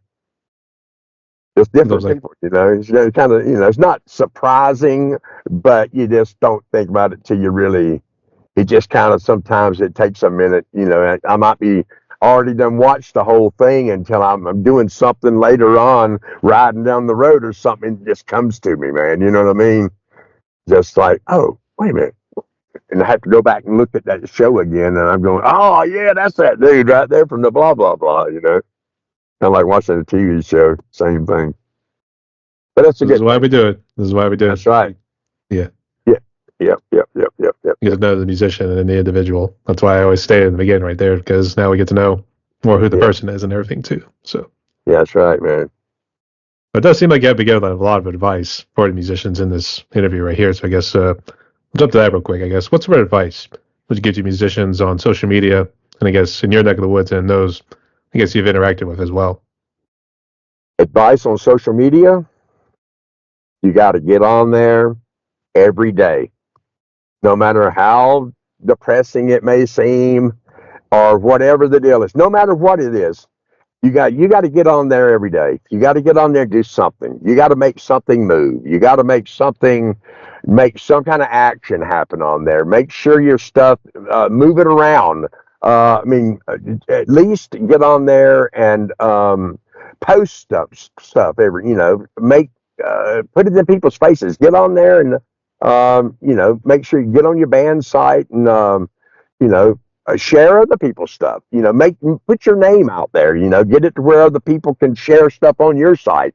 Um, that's the biggest thing there. Make sure that all your lines are open in all of your different social media sites, because all your product that's available on that, you need to go into your tool sections on there and look on there and make sure there ain't no red marks on anything, because a lot of times people never ever look at that again. Once that stuff gets put up on there, this on there, and they think, well, I don't never get nothing, man. You don't ever look at that right there, and until you go look at that right there, you realize, hell, there was a damn one mark on there that's something that was not filled out, or something that wasn't done, or something that they called for that you didn't know about, and until you look at that, you need to do it. And you think just because you had somebody to upload your stuff for it, they upload your stuff, that just means it's uploaded. You have to go in and flesh that out. Make sure you go in and do your profiles, or just whatever information that you want to put on there. Just monitor your stuff. That's a big thing right there. Monitor it, and get on there and share your stuff. Don't spam everybody. That's a big thing right there. As soon as you start spamming, making it look like you're spamming people, people get mad about that right there. And I want to tell you, especially like over in Europe, if you're sending the stuff to people like over in Europe, you may not even know that, because a lot of your Facebook friends maybe in Europe, which you don't know. But a lot of them, they don't have Spotify and stuff like that. They don't like it when you send them a Spotify link or something. You got to find a different kind of a format. Like I use this site called Audio Mac. Well, I happen to know somebody in that company also. But anyway, that site right there, I use that, but they like that over there for some reason, because that's where it kind of started over in Germany, but they use it in South America. I didn't know this. I stumbled on it, but it's a good thing to have it to where you can share your stuff over there, and people like it. They'll take it and they'll listen to your stuff, and it's the same difference as at Spotify or something, but it's not something that aggravates them whenever they get it. You know what I mean? So when you're sending something out, so you just got to find different ways that's not going to upset someone. But the biggest thing is don't spam people. But yet you got to get on there and be aggressive though. That's a big thing right there. But being active, and just don't be too full of yourself because there's 50 zillion bands out there. And, no matter what the deal is, every day you got to do something every day because, if you ain't supporting your stuff, who's going to support it? If you're waiting on somebody to do it, you're backing up. Might as well not even be in this business. And if you don't want to put anything into what you're doing, you shouldn't even be on there. You're just cluttering up the system. That's a big thing right there, seriously. And hopefully nobody's getting upset about that because it's just true. You got to be honest with yourself. None of us like to get on there all the time. I know it gets boring and stuff like that, but get on there, check it, get off of there, and then get back on there later and check it, and stuff. Just make sure that you just stay, contact people back and forth and just try to, good morning to people and stuff like that. You just be proactive. That's the biggest thing right there on social media. It may not seem like you're getting anywhere a lot of times because a lot of people ain't going to get on there and hit a like button. They ain't going to hit a subscribe button. They ain't going to get on there and they ain't going to buy you stuff. But you don't never know, up the road they might. And they may do it on another site that ain't the site that you're trying to promote. You just don't know what people do because a lot of times, think about it. Whenever an album comes out, I've done it myself plenty of times. I hear that songs off of a new album. I like it and everything, but I don't necessarily run to go buy that right then. A lot of us on social media, we're looking at stuff that just came out right then. And we're thinking about, we want somebody to buy our stuff right now, right now, right now, because we just got it out. We're thinking somebody to get it now, now, now. But people think about now is 5 years from now, or a year from now, or even 6 months from now. That might be now for them. You know what I mean? So you got to think about that. Today ain't just the only day. You got to think of the future. That's the whole thing about this. You got to look at this as a life thing. If you're a real musician, this is an everyday from now on for you. This ain't just, if you're in it for the money, you're in the wrong business. And if this is what you think you're going to just get spurted rich off of immediately, it's the wrong business. I'm not saying it can't happen. Very, very few, because all those people you see in those magazines out there, if you look at 8 billion people on this planet right here and count all those people that's in all those magazines right there, you can't even, if you look at your whole body as the 8 billion people, then you take the end of your fingernail right there. That right there is all those stars that are in those magazines right there. The size of that right there is what that is right there, as far as all those people. So there's not really that many people that's really that successful in a lot of this. So you got to get out there and really promote your stuff right there if you want to be successful in this business. And you are successful as long as you're doing it. You're in your heyday. That's why I look at it. So, and the thing is, it gives you something to do. It keeps you out of trouble. Do your thing. Keeps you sane too, as I know. That's These the days, a lot of thing. people go It keeps insane. you Yeah, insane, sane. Yeah, yeah. Keeps you yeah, restrained in a certain way. exactly. So you can see why. Keeps me I straight, man. think it's Keeps much me of a shame straight. too. Yeah, Yeah, that's for sure. yeah, yeah. Actually, real quick, who came up with the little logo you guys have? I thought at first it was your face with the American flag kind of painted across. So I guess who came up with that? Oh, that's kind of funny. I built this. I built this deck over there. Dude. I don't know if you can see that right there. Built a. No, that's that way. I built a deck back there. Right back there. If you can see that back there. And Right there, yeah. was sitting there one day, and my wife, she had this little app on her phone one day, and I turned my head, and I don't know. Next thing you know, she had flashed this picture, and it had that flag on my face right there because we were doing the painting and different stuff, man, for the American, flag and stuff that at that point right there, and when she did that, it just went right to, stuck right to my face. And I was like, damn, it looks killer, man, right there. So then we just took that and we just kind of touched it up some and everything, but it pretty much was the way it was. And then as far as the logo and stuff, I just was sitting down thinking about how would I do this logo. And I just took a pencil and drew out the big MX, and then I drew the sideways and the American under it, the and then American under it, and kind of just hashed it in and stuff in a penciled way. And I thought, I'm going to end up having, I'm going to do this right here on a, I need to do a good logo, kind of, but this will be at least an idea, is what I said. So I showed my guy, and I said, no, this is what we need to do. I'm going to have to do a logo, but do something like this right here. And it was like, all we did was scan that in. And he was like, you know what? Hell, that looks killer like that, dude. And I was like, well, and I said, I want this to be red, this to be blue, and this to be white. And all we did, we put the colors on it, man. And it was my pencil in, it was my drawing, man, that I had on there with my, with that, with the face on there, man, with my bandana and stuff on there. It just They worked show out the great, American man. colors. It all came together, man, huh? So, A little epiphany moment right there. And actually, surprisingly, it was from technology too. When you think about it. yeah, exactly. It just So, all worked together, man. That was right there at the pandemic. Oh no, this is before, way before the pandemic. But yeah, it was right way before that. But still, it all just worked out great right then, man. Things worked out good at that point right there.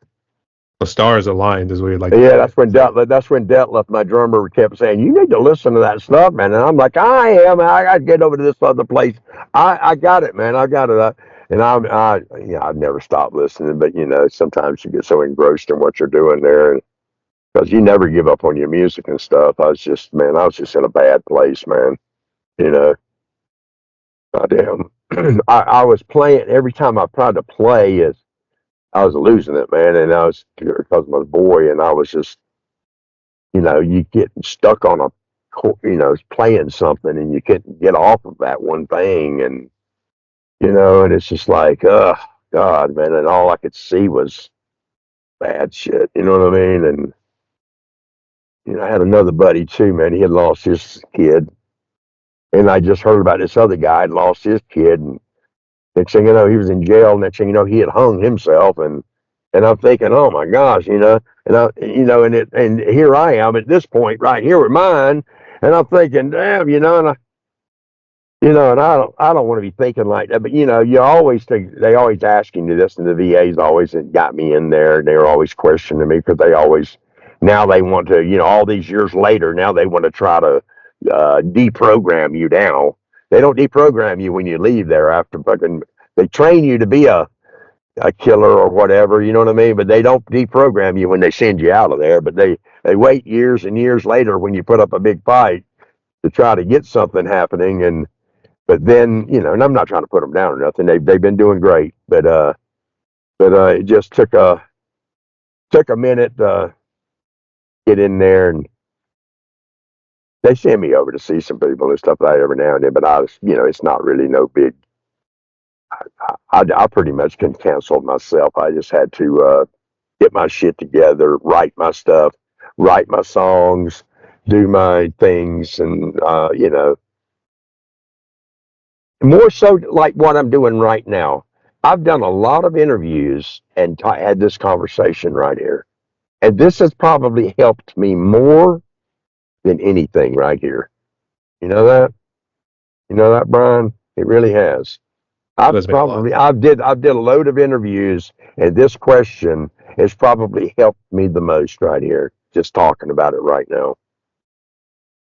I think I just That's delved into the logo there at first. I just seemed to delve into everything else afterwards. that So was yeah, that's great. I'm glad you did, because sometimes it's like a lot of times you want to run from these things. You know what I mean? Because your mind, you want to run from it all. You want to hide your head. You never wanted it to happen. You don't. You know what I mean? You don't know what you want to do. You want to jump off that bridge over there. You don't know what you want to do with yourself. It's but you want a kid to take care of, and you want to do a lot of things. You don't know what you want to damn do. Yeah, I want to run to find my boy, but you can't. You know what I mean? And at this point, so. But anyway, this is definitely these kind of things. What helps, man. Helping, and by talking to other people and stuff, and actually me talking to other people about they've had issues, and they've had problems not being able to deal with it, and me talking about my deal, and it actually helped them out, and which in return helps me too. You know what I mean? So Thank you so much. It does really mean a lot. That's why we do this Yeah, thing. So that's right, man. Right on. normally that was meant to be the end right there, but no, we still have a couple more to go. So let's keep You're it gonna rolling. charge me. You're gonna charge me for this this therapy, aren't you? I was charging by the minute right now, so I mean you're pretty much in the hole right now. So yeah, Brian, that'll do you. So yeah. all music matters. Yeah, You got a bill for all music matters in that. I mean, I that's charge by right. the minute right now, so I mean it's gonna be a hefty bill once you get it. So yeah. Yeah. But I've got to ask this. I guess what sort of gear do you guys use? So let's see what you guys to use to make the magic happen. Well, I use as far as basses, we got a Fender Jazz. I got a see, I got a and we got a whole bunch of them instruments, man. I got trying to think of which one. I got a Jackson. I got a candy apple red Jackson that I use. It's like it looks like a Charvel. That right there has got active pickups in it. That right there is a badass one. But I like the. I always tend to always roll back to those Fenders. I just love those, man. You know, I got an Ampeg head. I love those SVTs heads and stuff. And as far as guitars, you know, we got a bunch of different kind of guitars now. I mean, Ray's got Charvels. He's got, I think he's got like Gibson Les Paul. Dave's got different numerous. I can't even tell you what all kinds of guitars he has. He has probably 4 or 5 himself. Ray has 2, I think. And then as far as amps and stuff, I know Sedano. I know he has like different amps and stuff. I know he has different ones like Sedano. He has the same amp system and stuff that I know that James Hetfield is them use right now. Um, as far as drums now, Dutloff, he's always been, man, he's got like sonars. He's had Ludwig sonars. He has probably 6 or 7, maybe 8 kits, dude. He's just got loaded, and we rehearse at his house, and he's just got kit after kit after kit. I mean, he's got them packed up right now, but not all of them. He's always got one out, and we'll go back down there, and he'll have a different one, you know, out set up and everything. But he's got like, you know, he's got a single bass set up right now, but our kick set up right now. But he's got usually a lot of times double bass, floor tom. I think maybe 4 or 5 mounted toms, probably 7 or 8 cymbals, ride and stuff, snare, hi hat. Um, I mean, he's got the full blown kit. But he's been kind of narrowing it down a lot because a lot of times you don't need all that, you know, when we take things out. Because when we're going in the studio, it's according to what songs we're doing when we're laying drums on it. You know, sometimes we used to go in and we'd set up everything because we'd be recording the tape. So everybody would be set up and you would be laying everything down. Now a lot of times when we go in, we'll go in and I go in and lay down a guitar track or maybe a bass track and then the vocal tracks and then some other guitar tracks, and then we'll come in. We may do a drum track to it on a drum machine or something, and then we'll go in later, and then we'll lay drum tracks or something. You know, it's according. So right now we're using Pro Tools over at Rex Tracks. Now over at Hughes now he has Cubase. He has he has everything for TV, dude. He has like 4 or 5 different formats, dude. I know we use Cubase a lot. But he has everything for Pro Tools. He has Pro Tools Professional. I mean, he has everything. So and he has all the outboard gear and stuff for all that stuff too. So, but we have everything we pretty much need. Rex Tracks has a big great room in it where we are recording in Swanee, Georgia, there right on the north side of Atlanta. It has a big, great room for drum room, and then it has great vocal rooms and stuff in it, things like that. That's where we do all the drum tracking and stuff. Over at Hughes, we do that at his house right now because we used to have a big studio over in Lithia Springs, but now we moved over to his house, and we're going to put a studio in the basement. Got everything pretty much set up for that. We get a minute for that. So right now we do everything in the back of the house right now. Got everything remodeled in the front and the back of the house for that. And then if we need the drum tracks, we'll just shoot up there and do them over at the other place. And then for mixing, we go down to Big Trouble Recordings in Little Five Points, which is badass down there, man. It actually used to be a studio that was another guitar player of ours when we did the Lazarus Phenomenon album. That guy named Dan Marshall. It used to be called Levelhead Studio, and now it's called, like I say, it's Big Trouble Recordings. Big Trouble Recordings. Yeah, it's badass, man. They have like Manchurian Orchestra. They have tons of bands, man. Big ass bands in it recording there, man. That's pretty cool. Yeah, man, you know it all right here, man. Yeah, we do a lot there. But that's where we record now, and that's pretty much what we're going through at this time and juncture right now. But I got guitars here at the house, and then we got guitars down in Dellos. I mean, we got full setup. He's got full PA.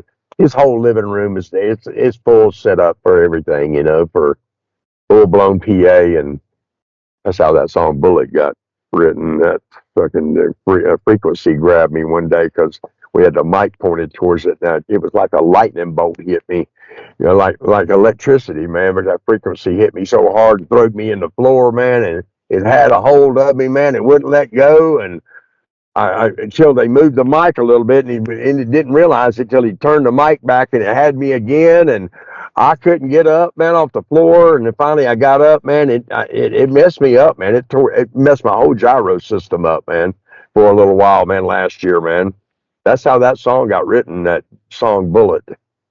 That's where it came from. About that getting thrown in the floor like that. The piercing sound from the horn when the mic fed back into it, ring, like that. It was so shrill. It pierced into my eardrum, and I mean, because certain sounds will control your body. I mean, it just went wham, slam me on the floor, man, so fast. Everybody thought I was just doing some freaky shit anyway, when we were practicing. And then finally, Did you just throw the micro? Did you throw the headphones off? I'd be like, oh shit. And I'd be like, yeah. When I went down, I didn't have the headphones on, but I went down, and it happened, and I started getting up, and then it happened again, and blam, I'm down on the floor again. Everybody stopped playing. They just thought I was just freaking out, doing the Kurt Cobain kicking around on the floor thing. And then finally they realized what happened, because you could see the shock wave coming through the air right there, man. Melvin could see it, Dave could see it, and everybody's like, "Oh man, we need to quit."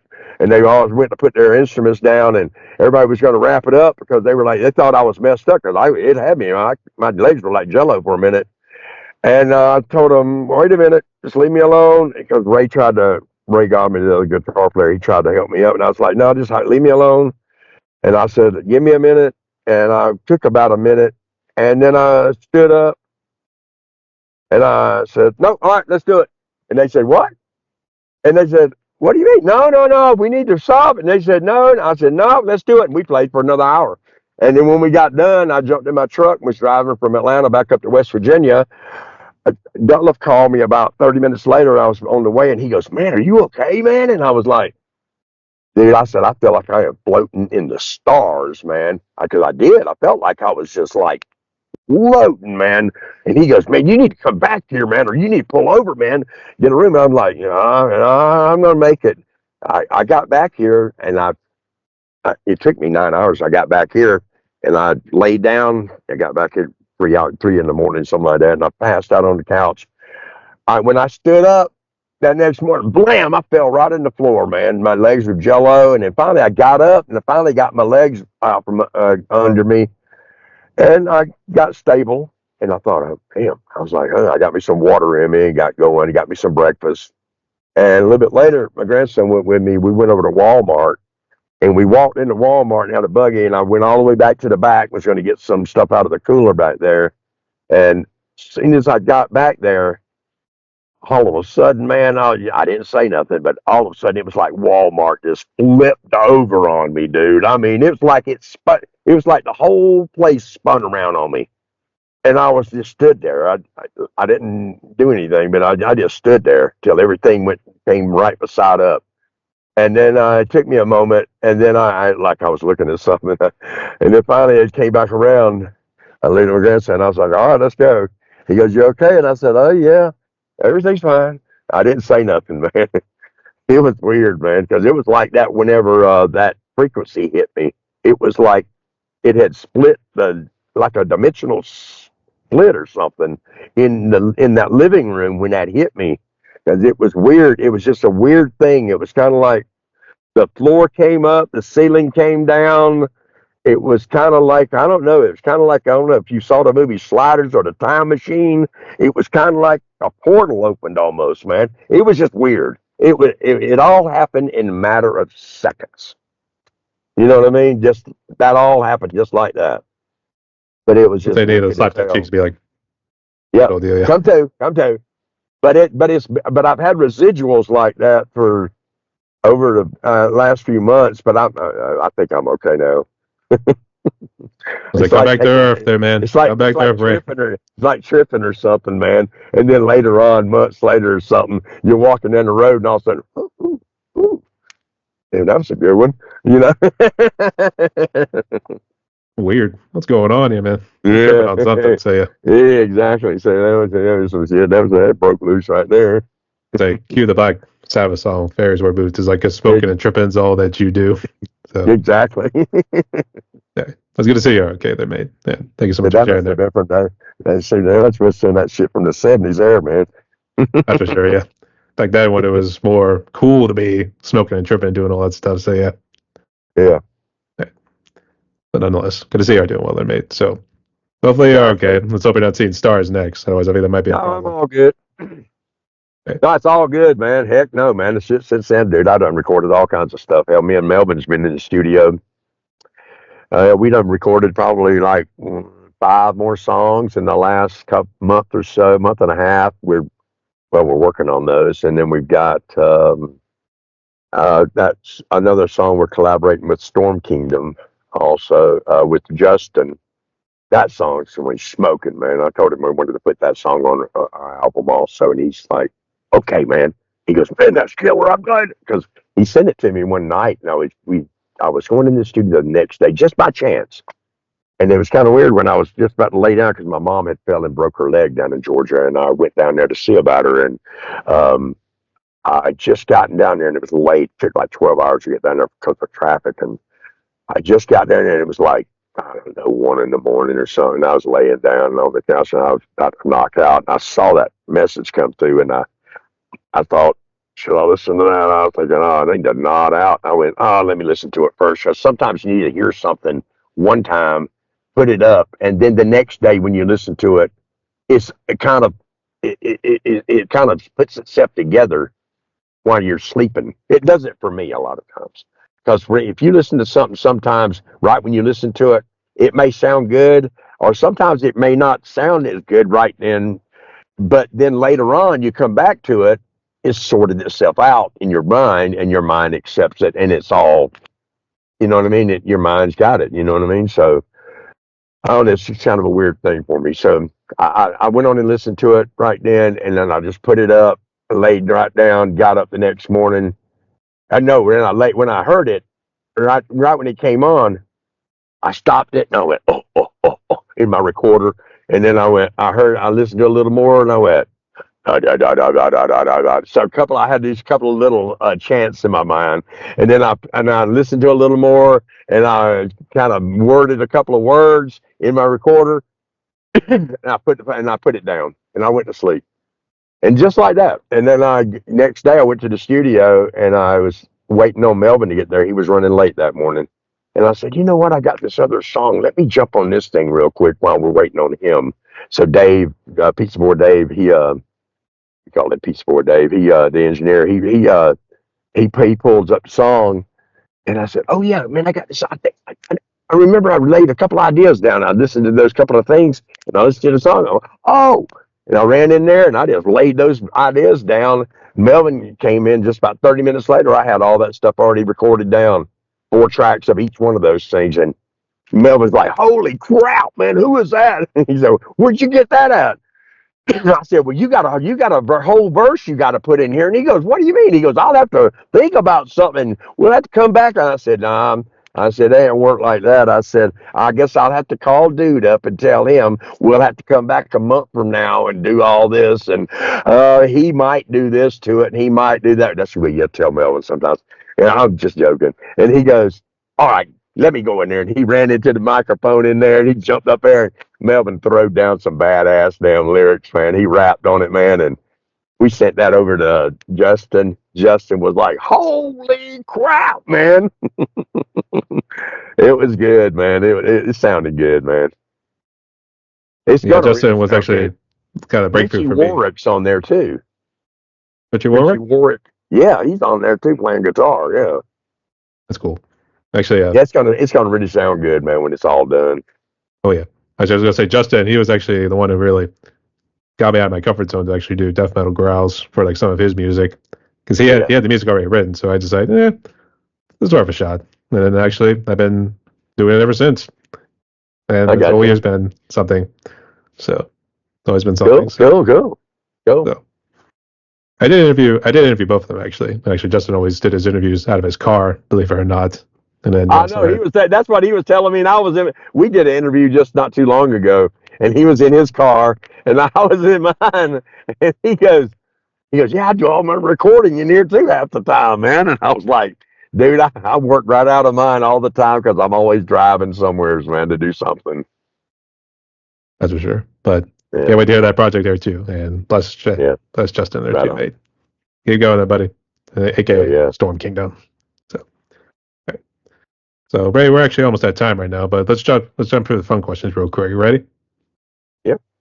All right. So we'll start here with the first one, I guess. What would you say is currently your favorite food? A favorite food. Let's see. I like a lot of foods, but I do um like Greek food a lot. I do like that, like kebabs and stuff like that. Euros. I like a lot of different kind of foods. I like Thai food. I like Mexican food? I seafood. I love seafood. All the food I see. was gonna say Mexican because they have Mex, but I love Mexican food. I love fajitas, man.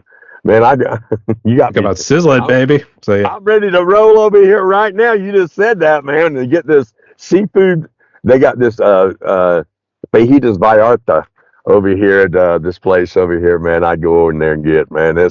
That's my favorite plate right over here, man. It's fajitas Vallarta, this Mexican place up here. They don't have a lot of Hispanics here in this state that much. Or, well, maybe in some areas, but not predominantly in most areas. But they do have a restaurant here. It's Banditos, and it's badass. I know that. that's for sure. Actually, we have And those an guys, those Italiano's guys, those cafeteria. guys. Yeah, oh yeah, yeah. Actually, I would say you're the first one to mention about Greek food, to be honest with you, too. Everyone's always said some sort of Asian food. Normally sushi, believe it or not. Uh, I don't dislike sushi. Dude, I was in the Orient for a while and stuff in the service, and I've been to. I mean, I do like Oriental food and stuff, but sushi is not my. It is definitely not my number one thing to go get. Not at all. All right. That's right of the two, but to each their own too. But nonetheless, you're the first one to mention Yeah, Greek, and then it's normally yeah, Italian and then Mexican. So that's normally how it goes. yeah, So, yeah. all right. For the next one right here, I don't know if you've been into like any movies or TV series recently, but if you have a favorite movie and TV series, go ahead. Okay, TV series, well, my TV series. There's a bunch of great ones, man. Like uh, shit. Now you talking about just a regular TV series that's on the regular channel, not Yeah. Netflix What you or say of like nothing. HBO and Paramount, all those guys, yeah. All those. Okay, Yeah, pretty you much. got I it. mean, I imagine HBO Okay. because I know HBO's always done some good ones. Oh yeah, I know it. Yeah, yeah. They've got a lot of them, man, on there, man. Damn. And that Ray Donovan was a good one, man. That was damn. I liked The Ranch. I loved watching that one, man. I liked watching um let's see, um damn, just messed me up there. There is the Ozark. I like that one a lot, man. That when that was out. You ever seen that one? I have not, but I think I've That is always badass, man. is it. That was badass. Oh hell yeah, the Ozarks. Oh man, that was badass, man. That was heavy duty. There was another one with that Hilton. What's his name? Hilton. In he's not Ray Donovan, but God, I can't even think of the name of it. Had the father John Boyd in it. No, maybe that was Ray Donovan. Yeah, that was Ray Donovan. And believe it or not, dude, on a regular TV show, on a regular one, it may sound crazy, but I like that show, Young Sheldon. I know it seems funny, man, but it's not The Big Bang Theory, but the other one. I like that one better than the other one, man. As far as The prequel to Big Bang regular Theory. TV, Yeah. yeah, that one's okay, but I like the Young Sheldon one way better than that one. I like a lot of different ones. I mean, as far as older shows, like probably Andy Griffith's probably one of my favorite ones, man, from back in the day, man.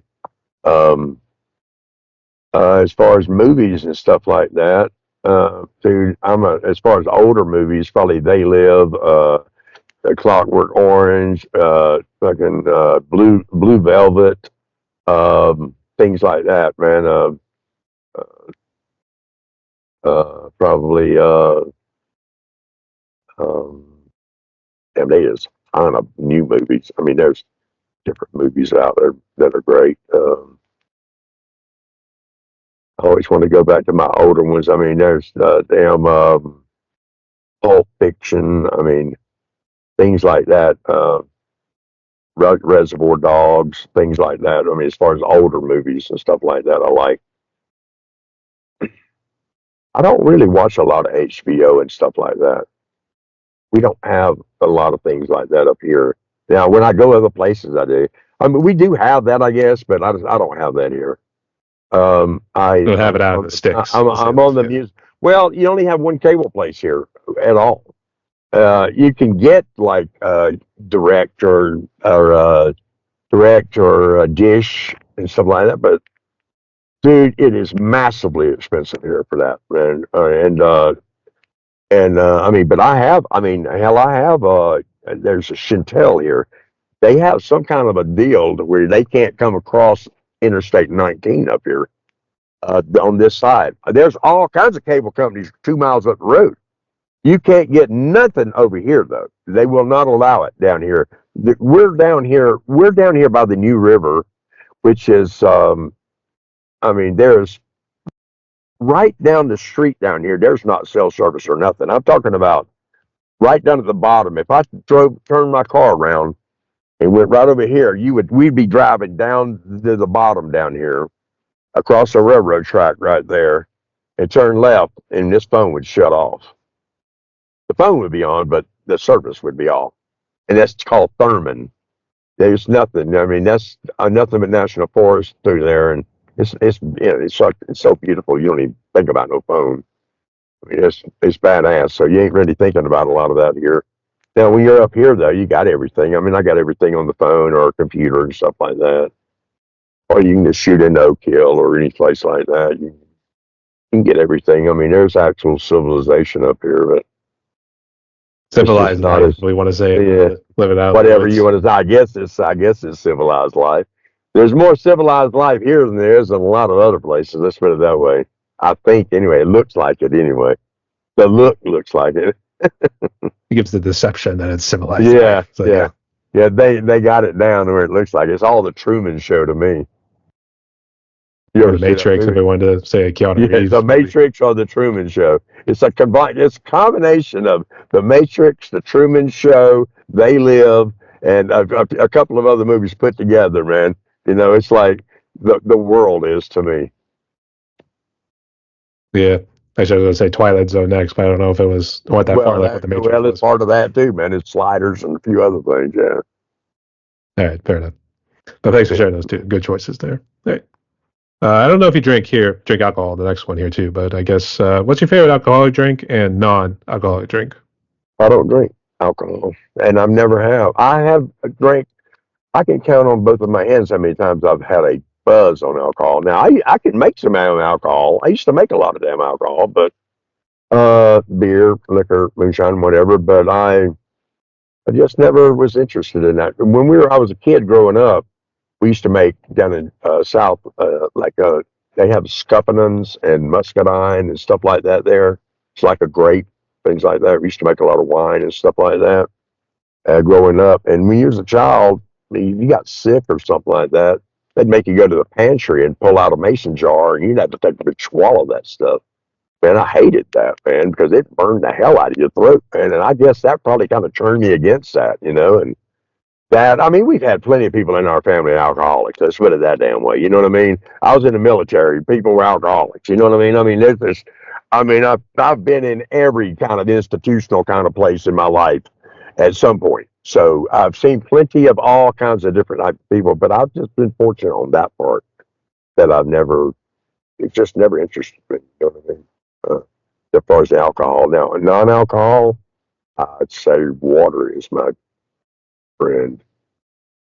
Now, yeah, everybody's Water drinking is always Coke. your friend, so yeah. Water is, I'm telling you, I have made it my friend because water is a hard thing for most anybody to drink now.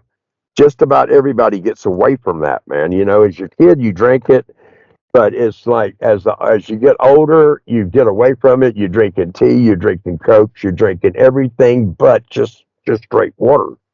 And it's like anything, like from cigarettes or alcohol or anything. It's almost impossible to get off of everything and just get back onto that water. I'm telling you, and it is almost, people go into a frenzy when you try to get them just to drink the water. But I've gotten myself down to that, and I've had myself just down to the water pretty much for a good while now. So that's where I'm at right now. On that, I mean, once in a while I'll have me a. I love tea. Yeah, I do. I love sweet tea, and I mean that's my damn. That right there's my damn Achilles heel right there. If it was anything, probably because I was raised in the South. And it was damn sweet tea, man. It was that. That's the only thing you could go in the refrigerator when you was a kid, man. If you went in that thing, you better be getting some sweet tea or Kool-Aid, and that was it. But I've gotten myself off of it. They try to give me a glass over at the restaurant every morning, man, when I go over there. Here, Ray, you want some tea? You want some tea? And it's good, but oh God, sometimes I'm weak. Lots of times I'm weak, but I try not to. You know what I mean? But pretty much I'm on the water. Hey, good choice there too. But you are right in terms of like trying to break habits such as smoking and drinking. So yeah. But that's what some people have told me too when they used to be alcoholics. Like the first year was always the roughest. And once they got over that hurdle, it was at least, let's just say somewhat, because I'm sure the temptations always came back. Yeah, smoking So, cigarettes is too. I fought that in my life numerous times. You know what I mean? But it's been a long time. But I've smoked way less in my life than I have smoked cigarettes. Now that's cigarettes. Now I didn't say anything else. But my other thing is now I am an avid weed smoker, so I have a license, so I'm good. You know what I mean? I get prescription for it, so I'm good. I'll say you're about everybody else. So trust me. I say a good number of people have jumped on the weed wagon here, as I like to call it. So, Yep, I'm on my thing, and it's like this. I do my thing, and I don't bother nobody, and well, at least I hope I don't. If I am, fuck you. okay, all You right know, then. So, sorry, babe. So, yeah. that's it, baby. You know what I mean? Hey, I've always been a connoisseur of the kind. Oh, sorry. I thought you were still going there. Okay. But Yeah, I probably was. I think you were thinking it, and then you wanted My to jump in. mind, yeah, the words were trailing off of my brain up here. They whoa. I mean, it's a nice day outside here, too. So, It is. It's it's a, beautiful, man. nature calls. So, all right. I won't keep it too long, but we got just two more questions here. But the last one of the fun questions here is what would you say is currently your favorite song? If you want to list one in the mainstream world, then one from the indie community, then go ahead. My favorite song. Hmm. God, that's a tough one right there, man. There's 50 zillion songs. Uh, I've got them questions sitting right here, and I've been looking at those ever since since you sent those to me. And I've looked at that question, thinking, how the hell am I going to answer that one question right there, that one song? And I'm thinking, do I need to do a mashup and play it for him of 20 songs and make it one? So like there could only be one. It can only be one. Hmm.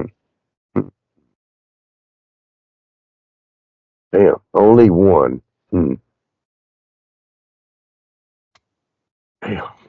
I mean, I want to do a smasher, then I want to do a mellow one. You know what I mean? I want to do an in between one, and I want to do it because every band has all different styles. I mean, I'm ready to say a Slayer song, and I'm ready to say a Through the Eyes of Ruby by Smashing Pumpkins. I love that song. But then I love Achilles' Last Stand by Led Zeppelin. Then I love, dude, there's the Ace of Spades by Motorhead. I mean, I love Highway to Hell by AC/DC. I mean, I don't know which ones are one song. Uh, him, one song. I want to say technically did list one song, but unfortunately it kept leading to another, that led to another, that led to another. So I know looks it. like I to do a It's coin flip at this point. I guess we're going to have to say Machine Gun by Jimi Hendrix. There we All right. go. All right. Good choice.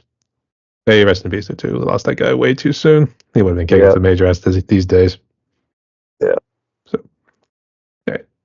So, Ray, we're down to one more question on my podcast right here. I guess before we jump into it, do you want to ask me any questions or any final words you want to say before we jump into it?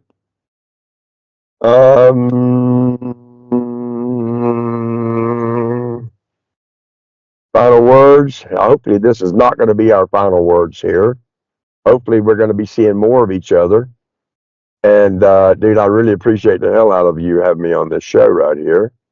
And this is awesome, man. And I'll be sitting back looking at all these shows because I started digging into them, and this right here is great, man. And dude, I repeat, it takes people like you to put people like me and other musicians out here, man.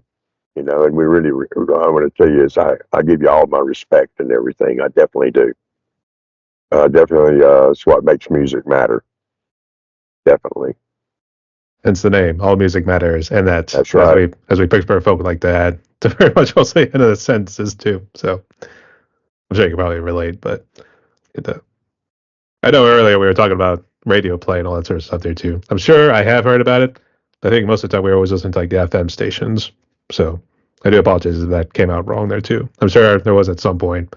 I was kind of made more so my dad, because my dad, he didn't really get to like into too much 80s music. There may have been like a couple here because he was real big into like Motley Crue and those sorts of guys. But he was more of a 60s and 70s guy, and then a little bit of Metallica, and that was about the Yeah. extent of it. So sorry if it came out wrong. Just wanted to at least get that off my chest. So I am happy I got to know you too, Ray. Oh yeah. Right on, man. All right, but there's nothing else here too. Actually, you can share this one here too. So let's see what you got. So given what COVID has done, obviously, I know we talked about that little drama you had there going to that Blue Ridge festival right there, but it's good to see. Otherwise, you and your family have been safe and everything here too. But for those musicians who've been impacted by COVID or anything else in their lives, I guess what sort of message of hope could you give to those musicians and people as they try to move forward with their lives? Message of hope is to just stay strong. It's like you got to take it one day at a time, sometimes every moment at a time, and just keep pushing forward. COVID is a bad thing, but all diseases are a bad thing. You know, it's like not just COVID. Right now, I help take care of a guy right on the other side of my house right here. He has cancer. He has mouth cancer. He's about to die right now. I've been for 2.5 years, been taking him back and forth to the cancer center. Right here is another girl right beside us right here. She's dying of cancer also. We do the same thing right here. So COVID has taken out other people around us. There are other diseases. It's just like any of them. They're all bad, but they're here and they're not going nowhere. So, their best thing you can do is just, just try to do the best that you can each day. Try to abide by all the protocol and stuff that they have for it. Try to, stay as clean as you can. Try to instill in other people to, you know, just make sure that you watch out for other people that may be sick and stuff like that. Try to help them if you can. If you, for any reason, not just try to make fun of them or poke fun at them. Try to, help in any possible way that you can. So, for anybody that's had any kind of tragic death or anything like that, my condolences go out to you and everything. So, you know, just hope that anything that we can do or any person can do, for another person, try to please, show the best, most help that you can to that person. And to quote Pulp Fiction, because I know you mentioned it earlier, spoke like a true prodigy. So right on. And to celebrate 30 years of Pulp Fiction too. So, yeah. Yes. So, Rad Ray Terrell, we reached him my podcast right here, and boy, oh boy, we talked for about 2 hours. So I was actually a little nervous we were going to lose the phone there. So, but it held up pretty good. So yeah, that's all good. Just real quick, got any final words? Any shouts you want to give to anybody before we close? Shout out to Tilt Corporate, our label, Spazio, Curtain Call Promotions for promoting for radio and stuff for us. Want to shout out to all my band members. I want to shout out All Music Matters. I want to shout out everybody out there that's trying to make it in this business. Keep pushing forward out there, okay? And anybody, if I forgot you, I hadn't forgot you. I'm right here every day. I'm on Facebook, Rad Ray Terrell. Just look it up. You'll see me on there. Hit me up. I'll message you back. Let's do it. Yeah, good, man. I know you mentioned Facebook earlier, but can you list any other social media and streaming platforms you guys are on so they can check out your music? Yes, we're on Facebook. You can look up MX the American or MX American Band on there. Look up, we're on Instagram, MX the American or MX the American. We're on X, I guess it's now. So what's that? X.com, MX the American. Or look up our EPK. It's MX the American. EPK.com. We're on every download platform that I can think of right now, just about out there. There's probably over 200 or 300 of those that are out there available. You can look up our, like I say, our name, MX the American. Look us up. You can put us in everything. We have a video that just came out recently. It has just hit over 100,000 views. It's called Bullet. And we have a brand new video that comes out on Halloween called Like You Do. It's going to be off the new album Monster that's coming out on Tilt Corporate sometime. It's probably going to be February, probably when it comes out, and it'll be coming out with a new single off of that album again also. So we have 11 albums out when that album comes out. So we appreciate any support from anybody, and we'll support you guys too, because that's what I'm on there every day. I try to support as many bands as I can all day long, and we appreciate all the support we can get. That's for sure too. And I'm very blessed I got to know you too, Ray. So God bless you. Same to you, brother. All right. But to close out like this, everyone, my guest today was Rad Ray Terrell, hailing from the lovely state of West Virginia, the Mountain Mama, as we went to say. That's it. Right on. All right. But he's part of the band MX the American, we should say. So make sure to hit him up on all the socials, go to all the stream platforms. These guys have been kicking ass since the 80s right here. Hopefully for the next 40 years, we'll still be kicking some ass there too. So make sure you guys keep going strong right there. God bless you, man. So you stay safe, because it is a crazy world out there. Rock on. And boom. Right on, right on, right on. Stay tuned, y'all.